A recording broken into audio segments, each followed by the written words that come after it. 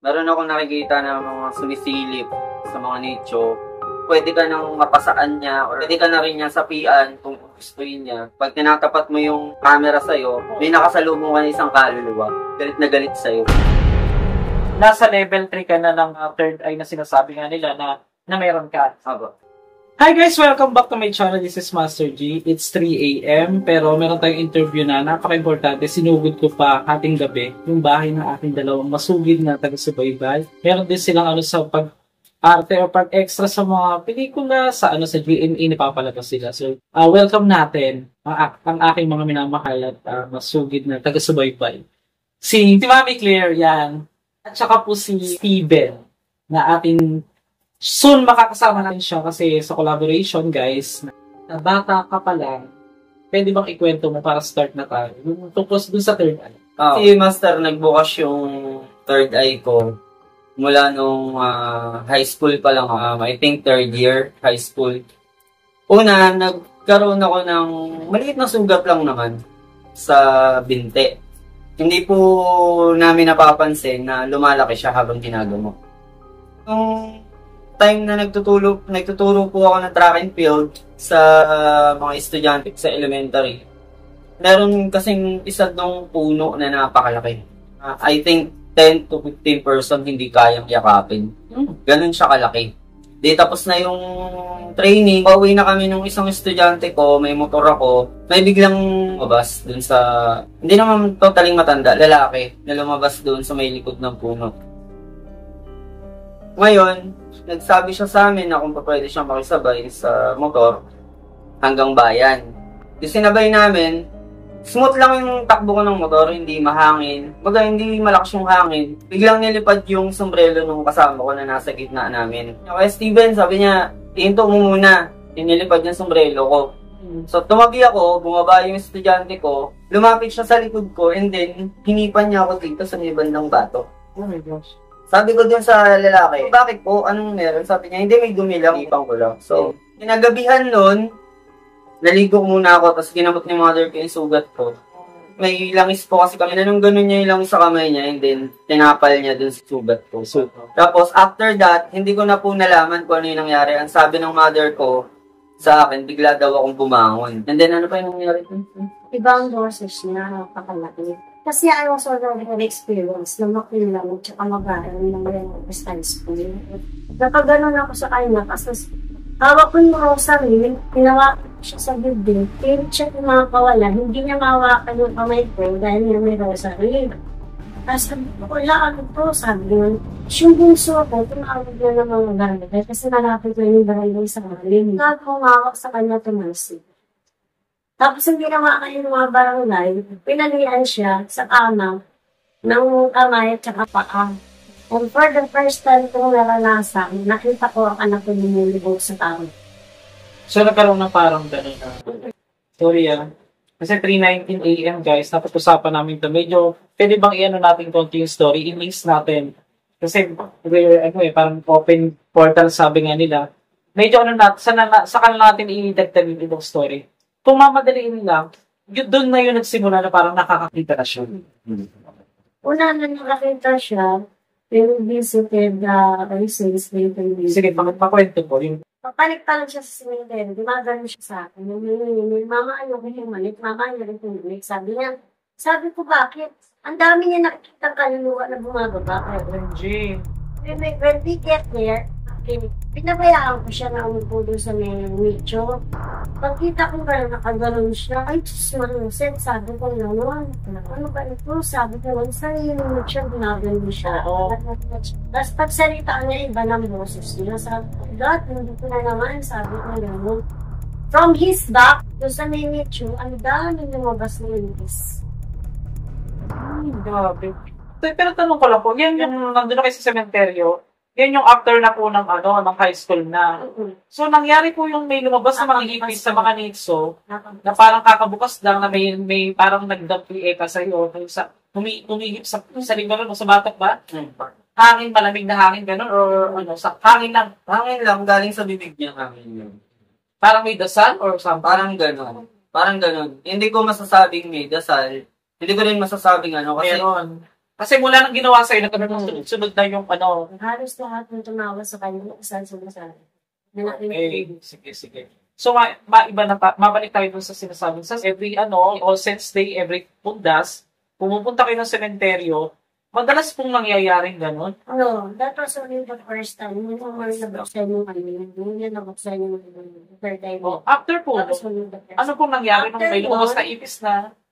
Tapos nung may lumabas na ipis, tama-tama, meron ako holy water sa bato. Okay. Ginanan ko siya ng holy water. Si Steven? Oo, ginanan ko siya ng holy water. Mamaya, gumanon mo siya. Dalawa lang po kayo that time magkasama. Anong oras po na Pamilya kami. Asang pamilya? Gabi. Gabi. So, mapapansin nyo kasi mga master na magugulat yung iba dyan. Yung itsura nila is foreigner. So, si Mother Claire ay half American, half Filipina. And then, ito naman si Steven, anak mo siya, half American. Pure American naman yung dati niya. So, tanong ko lang, Mother, ngayon po ba, sa tingin nyo, nag-open pa rin yung third eye mo? Nakakakita ka pa rin talaga. Ano yung latest mo na hindi mo makakalimutan na pwede mong i-share sa mga subscriber natin? Siyempre, mag-uumbras nga. Connected naman itong kwento, mga master. Bago nila sagutin yun, maikat natin yung kwento. Gano'n yun lang pala ako katagal o saan yun po ako na-discover na Nag-dispatch kami ang jewels. may iba 3 years ago. Ikaw naman, Steven. Dahil kay mama, kaya kita nakilala. Kaya sabi ni mama sa akin, sabi niya, Steven, try mong panoorin to. Tignan mo kung totoo yung mga nangyayari. Tignan mo kung may mga nakikita ka or something. Hanggang sa once yung isa sa mga video mo, isa sa mga vlog mo. Sige, give me some specific video. Yung nasa sementeryo ka about dun sa babae na nagpatiwakal dun mismo sa sementeryo. Uminom siya ng gasolina? Yeah. Mindoro. Okay. Sabi ni mama sa akin, sige nga anak, tignan mo nga kung meron kang nakikita. Okay. Sabi, kahit pagod ako, galing akong work, galing ako in extra ko. Pinanood ko. Sabi ni mama sa akin, sabi, ano nak, may nakikita ka? Sabi ko, meron mga akong ganun. Meron akong nakikita ng mga sumisilip sa mga nicho. Meron akong nakikita, minsan, pag tinatapat mo yung camera sa'yo, may sumusunod sa'yo. Ito bago sa pandinig ko, pero mayroon din namang nabasa ko lang sa comment. Hindi ko sure kung kayo ba yung nag-comment nun or ano. Possible ba guys, paki-comment na lang po sa ilalim kung pwede din pala o na, yung mga ibang nakakita sasabihin nga nilang third eye, kung nangyayari din sa inyo yung experience ni sa panonood ng video ko. Kasi meron isang dati kung nakausap na ganyan ang nangyayari na kahit pala na videohan na, possible ba pala na talagang makikita kahit naka-record na? Makikita at makikita po yan. Ano yung pinakamatindi mong nakita doon? Bukod doon sa may nagpatigwa, yung uminom ng gasolina. Ano yung nakita mo na hindi mo makakalimutan? Yung pumasok ka dun sa isang pasikip na daanan na puro nicho siya. Sabi mo may nakasalubungan na parang malamig na hangin. Hindi malamig na hangin, hindi lang basta malamig na hangin. May nakasalubungan na isang kaluluwa na nagagalit, galit na galit sa'yo. So, nagtutugma doon sa nararamdaman ko sa video? Doon sa nakikita mo? So, pag pinanood natin yun ngayon, if ever lang, huwag muna kayo kasi alas 3 ng madaling araw, guys. Doon sa kanila, ano yung makikita ko mo pa rin siya, na nandun pa rin, kahit naka-video na, natapos na? Opo. Oh, gosh. Kasi po, Naka-record. yung mga, sa mga viewers po natin, no, may, kung sino po yung naniniwala sa third eye, thank you. Kung sino po yung hindi naniniwala sa third eye, thank you din. Meron po kasi tayong tinatawag na 3 sense ng third eye. First sense, makakakita ka. Second sense, makakita ka, makakakausap ka. Third sense, makakakita ka, makakakausap ka, makakagamot ka. Okay. So, ano ka doon sa part na yun? Hanggang third sense na ako. Hanggang third sense ka na. So, meron pang 4, 5, 6. Wala. Hanggang third sense na. So, parang sinasabi mo sa akin ngayon na parang nasa level 3 ka na ng ano yung meron sa third eye na sinasabi nga nila na meron ka. Aba. So, ito, para medyo ma-wash out ng kaunti yung takot ngayon. Honestly, natatakot ako. Hindi ka ni balahibo ko kasi yung habang kinikwento mo yung galit na sa'yo, nai-imagine ko kasi nga malamig na hangin. Paano mo na di-describe na galit siya? Babae ba yun? Lalaki? Anong itsura? babae, matandang babae. And then naka-white, automatically naka-white siya. And then, kaya ako nalaman na galit sa'yo kasi pag lagpas niya sa isa't isa, nag-backlook siya sa'yo, and then, ang sama ng tingin niya sa'yo. Okay, parang gusto niya akong saktan. Pero tanongin kita, Peter, bakit kaya kung gusto niya akong saktan, pwede naman niya gawin? Bakit hindi niya ginawa? Hindi yung espiritu niya po kasi, hindi pa Portuguese. Means po ng Portuguese, yung spirits na nananakit na, nagpapagalaw ng gamit na, o pamilya na. Namamato na, na yung pwede ka nang mapasaan niya or kung ano man pwede niyang gawin sa'yo. Pwede ka na rin niya sapian kung gustuin niya. Yung poltergeist na yun. Okay, wag na to. Change na topic na kasi alas stress nga pa. Hindi pa tayo tapos sa alas stress na yan, ha? So, ito guys, inspiring story naman tayo. Punta naman tayo din. Kasi si Mami Claire is diagnosed with asthma. Merong kinuwento sa akin si Steven na 4 na beses to kung nanalagay po sa panganib yung life. Paano nyo po ano yun na ganun siya kabantay sa'yo? Na parang yung suporta niya sa'yo hanggang sa kung ano yung meron kayong relationship as mother and son is ganun ka-strong. Paano yung ano yung tinuro mo ba sa kanya yun ng bata ba siya? Paano po yung ano? Kasi ang mga anak kasi talaga sila. Kasi they were born with that disappointed parent. Kumbaga, ako yung nag-uunawat. Nanay and tatay. Ngayon, nung unang ako na atake ng asthma, nasa kanila na yung anak ko babae, tapos nung unang sinampung ako, siya yung nasa akin. Yung suto, malamang pa. So, kahit hindi niya kaya, talagang wala nang voice na lumalabas sa akin. Kumbaga, hirap na ako talaga na ang iniisip ko na lang kayo, Lord, wag mo na mga anak. Yun ang iniisip ko mga anak. Hanggang sa, nilabas niya ako ng bahay, andun yung mga kamag-anak namin, pero yung isa sa kanila wala tumulong sa akin. Yung kapitbahay namin na best friend mo pag tumulong sa binalapos. Yun yung first at ako ng asma. Lahat ko siyang nasa tatlo. Yun na nga eh. So, tanongin kita, Steven, paano mo yung lakas pa rin ng loob na, syempre, alam mo yung possible na, nagulat, wala akong alam guys yung pag inuubo daw sumasabay, yung sa asthma, delikado daw po pala talaga yung sa choke. Delikado po yun, lalo na ako, tsaka yung anak ko, hindi lang naman po kami dalawa, pati yung mga kapatid ko, yung anak ng ate ko. Once na sinamid na si mama, like kunyari, kumakain, sinamid, kilong-talilong na kami niyan, bibigyan na namin siya ng tubig. Okay. Kasi ang alam na namin noon, ang kasunod na noon, chika. So, dapat talaga nakabantay po pala. So, since birth na po yun, di ba? Dahil sabi niyo nga po. Inheritance sa tayo. Okay. Pero tanong ko lang, Mama, ano tayo? Yung ano po ba, yung sa inyong, di ba meron kang, paano nag-meet yung mother and father mo para mabuo yung na maging half American? Ano po ba yung father niyo na half American? Ang mother niyo po ang pure Filipina, at yung asawa po niya, yung tatay niyo po pure American. Pure American. Paano po sila nakarating dito sa Pampang? Sa Olonga po? Kasi my mom was born in Cavite. Cavite si mama. Opo. Ngayon, lumipat sila mama dito. Sa kanya si mama sinulula. Pero meron pa kami sister niya na naiwan sa Cavite. Ngayon, ang pagkakakwento lang sa akin ng lola ko, or ng tita ko. Tita mo? Oo. Ang sabi niya sa akin, tinanong ko kasi siya, sabi ko, auntie, sabi ko, paano nagkakilala si mama at si Dong? Sabi niya kasi, si mami niya, nagtrabaho sa barbershop, manicure star. Naging customer niya doon, si daddy mo. Kasi daddy ko, he was a merchant marine. Ano po yun? Merchant marine, like marine. Marine, Ilan po sila magkakapatid? Sino mo po? Sila, yung naging anak mo na siya, 3 na sila. So, ikaw yung pinaka-eldest. Hindi. Second. Eldest from the So, ikaw yung pinaka-second sa magkakapatid. Tapos, ilang kayong magkakapatid ng mother na naging anak?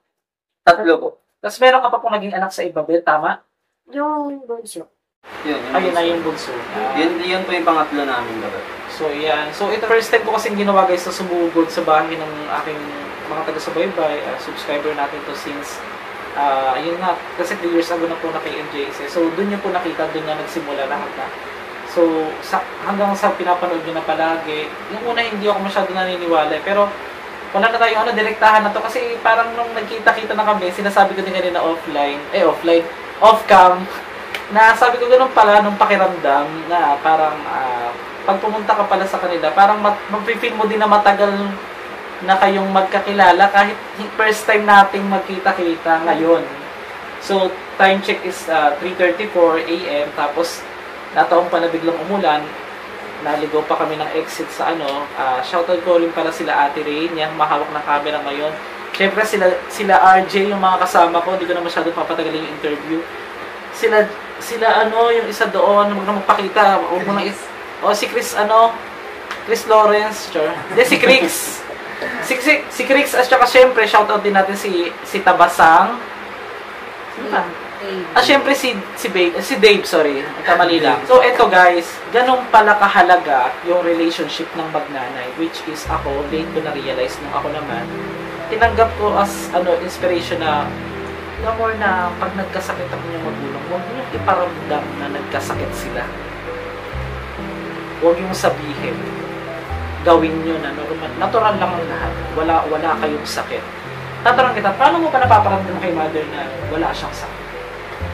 Kasi po dito sa bahay, more on more on comedy ako dito sa bahay. Kumbaga sabi nga nila, Hindi naman halata mukha naman siyang, hindi naman nakakatawa. Char! Joke lang. Kumbaga sa amin po kasi dito sa bahay, laughter is the best medicine. Nice. Kumbaga, pinapatawa ko si mama kahit may sakit siya, pinapatawa ko siya. Ano yung pwede kong magawa nung naparaan para hindi niya isiping may sakit siya, ginagawa ko. Ayan. Kasi minsan sa buhay ko na meron akong isang pagkakamali na ginawa. Ayun yung pinagsisisihan ko talaga. Magmula nung araw na yun, sabi ko talaga kay mama na always ako nandito sa tabi niya ako, ano man mangyari. Lagi akong nakagabay. It's time naman na ako naman yung gumabay sa kanya. Na kahit ngayon, wala akong permanent na trabaho, may extra ako para mabili ko yung mga gamot niya. Pati naman yung kapatid kong babae, papadala din naman sa kanya. Pero ayoko din kasing umasa masyado. Nasasabihin bakit ako nandito, wala naman akong ginagawa. Ayos yun. Para ma-elaborate lang natin yung kaninang binanggit ko sa bungad, sila ay minsan ng mga mixas palabas sa GMA, which is yung sa'yo, yung yung sa Pulang Araw. Pulang Araw, El Presidente, General Luna, Goyo. Si Mother naman, yung kaya ako din siya na pamilya, ito yung kay Marian, yung Adhana. Ano po yung payo niyo sa akin bilang kayo matagal na, 3 years na? Kasi 1 year lang ang gap kasi 4 years pa lang naman ako. Ano po yung payo niyo sa akin ngayon na mai-ano niyo sa akin? Payo talaga na payong kapatid, payong kaibigan, na paano ko pa mapapagbuti or ano pa yung pwede kong idagdag sa content? Master God. Sa akin, almost wala naman eh. Ang sa akin lang, always ka lang mag-ingat sa lahat ng mga vlog mo. Always pray. Kumbaga, pag may isa kang lugar na pupuntahan, always kang magsama ng mga kaibigan mo. Huwag kang mag-iisa. Eh, lahat naman tayo, hindi naman tayo nalalayo sa panganib eh. Yes. Kung may mangyayari sa atin, may mangyayari sa atin. Sa akin na lang, Master, ingat ka na lang lagi. Ganun. Nice. So, yun na nga. Isa pa, si Mother Claire naman, si Mommy Claire, sabi niya, Mami na lang.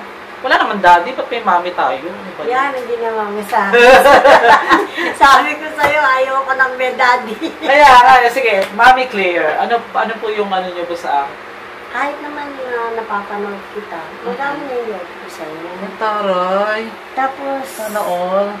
magano na talaga yung love ko sa'yo. Thank you po. Kasi ako yung taong hindi plastic. Ayan. So, alam niyo na, pag mabigat pa lang loob niya sa akin, plastic pala ako. Charot! Joke lang. Hindi, sige, sorry, continuous. Pag mabigat ang love ko sa'yo, I'll tell you straight. Nice. Kasi ang sa akin lang, mabait ka, nakilala kita ngayon. lalo kitang mas nakilala. Kahit Ay, hindi lang totoo. tayo nagkakilala. Sana all. Ngayon, kung kailangan mo ng mga payo, kailangan mo ng mga advice, I'm always Oh, there. friend na tayo, di ba? Alam mo yan. Friend na Not tayo sa friend, not friend. Hindi pa ba? Hindi. Nag- Mami mo ako. Ay, ang tare, oh. Alam mo na guys. So, kailangan ng, so parang siya dapat ang kapatid ko. Ha? Ilan na pala yung anak mo nga pala? Dalawa. Shoutout mo muna yung anak mo. Yung Ay, dalawa. Ay, pakita ka, Ben. Ito Andito na. po yung isang anak ko. Ito yung, natuwa ko, hinintay pa ako. Alas 3, hindi pa natutulog. Oh, hi ka, Ben. Dito na. Hello po. Bati mo mga Ay, mga kamaster. di ba parang half ba siya? Hindi, 25. Ilang percent na? Bali, 25. Oh, sige, relax ka lang, be. Upo ka muna doon. Nakakatuwa kasi inintay pa niya talaga ako. Sulit na sulit yung nangyaring kaninang mga delikadong pangyayari sa amin. Pero yun, nag-pray naman din kami kaya naging safe. So yun, ito pa. Sa mga susunod guys na mga vlogs, may possible ba na habang nagbablog tayo, pagkasama na kita, makikita mo yung mga pwedeng umatake sa akin? Possible Kasi hindi ko nakikita eh. Possible po yun. Ayun ang exciting part. Siyempre kayo, may third eye na nga kayo. Exciting part dito, may makakasama na tayo sa susunod na magbalik natin sa Luzon. And then, siguro maybe next year na to, after na ng birthday ko, if ever. So, nagpapasalamat po ako sa inyo sa pagtanggap niyo sa akin, sa kasama ko dito, mga kaibigan ko dito sa inyo, sa bahay niyo. Ng buong puso. Kasi ramdam ko eh. Ramdam ko yung pagtanggap niyo dito sa akin. At sa mga tumatanggap din sa atin dyan palagi sa mga tahanan ninyo, yon.